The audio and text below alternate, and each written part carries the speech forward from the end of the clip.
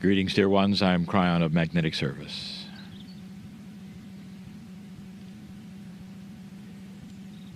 Before we give any information at all in this sacred place, it is appropriate to ask the guardians for permission to speak, for permission to speak on the energy, for permission to teach. Not all of the places we will go to will a permission be needed.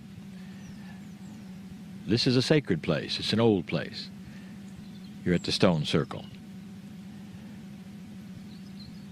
And so we ask the guardians if it's proper, if it's okay.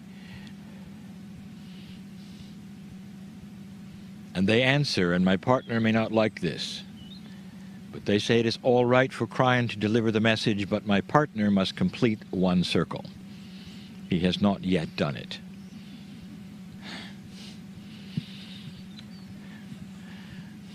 Hold this, please.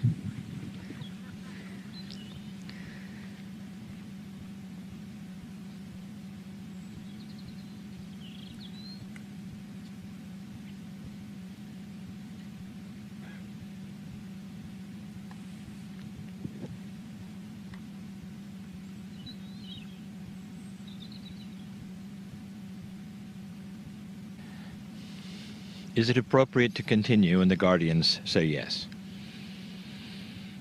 Now, what you just saw, let me explain. There's no rules here of how many times or what to do. There is only respect. And the respect is for the directions, for the earth, for the stars, for what has happened here, for the creators, for the intent. For the circle is still here, visited by many who are simply curious and by others who feel the energies.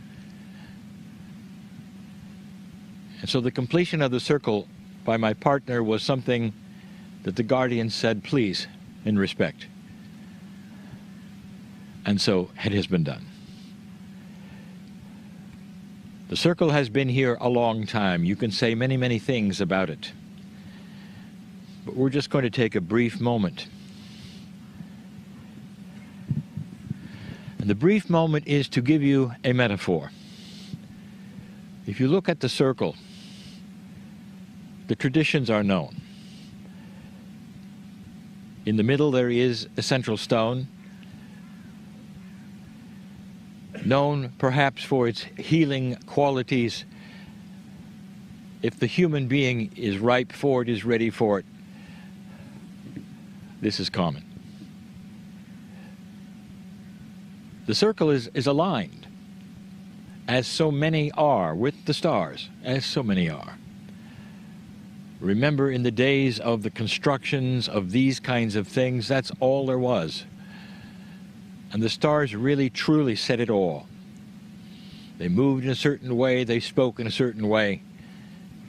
And from here to the lands of even Egypt, the alignment of the stars is well known. Now let's put a metaphor together, just for a moment.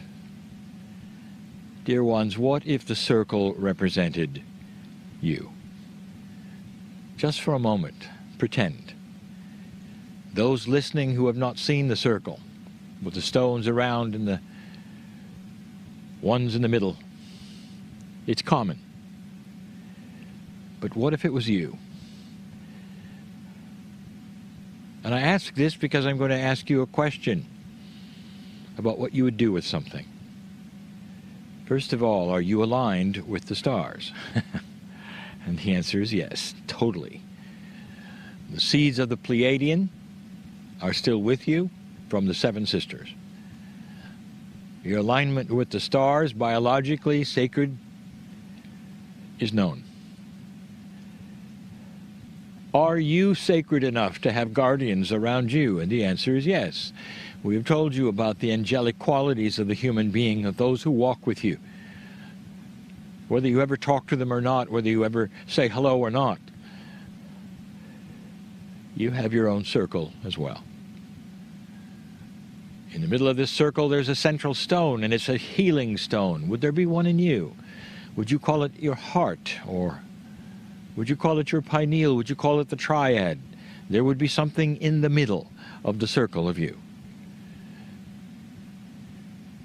Is it even possible or conceivable that many circles were constructed to honor the human, or perhaps to honor the sacredness of the ancients who were human?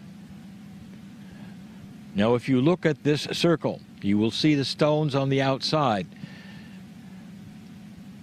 They don't have faces.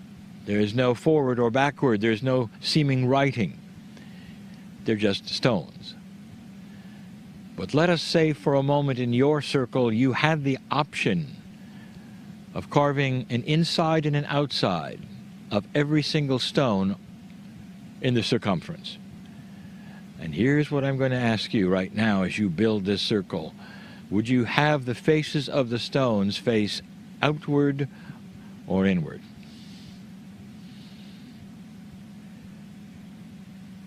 It's simple. Which one? And why? And I'm going to tell you right now that no matter what your answer was, it is the metaphor of the changing energy on this planet.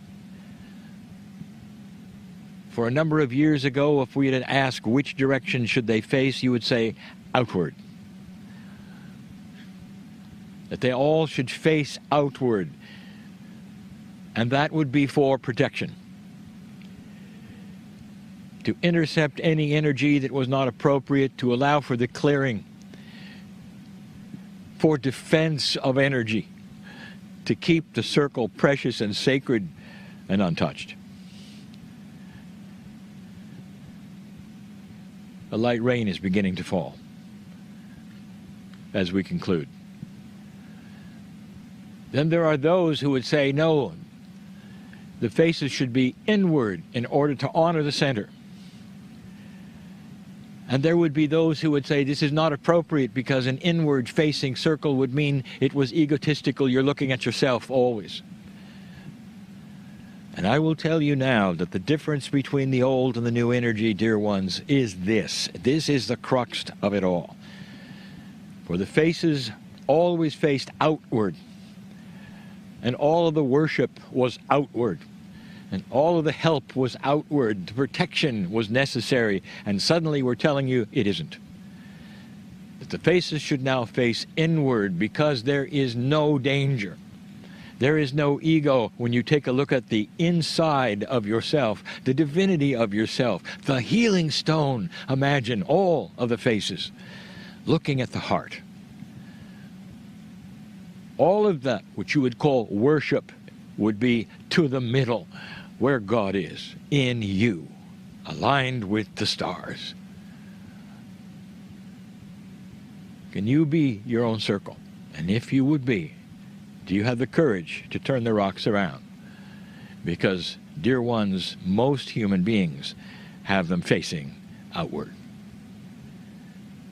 Let them face inward,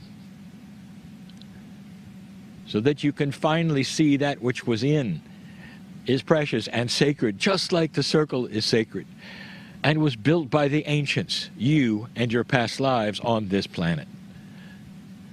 You have your own circle. Leave this place knowing that you all participate in the ancients in some way.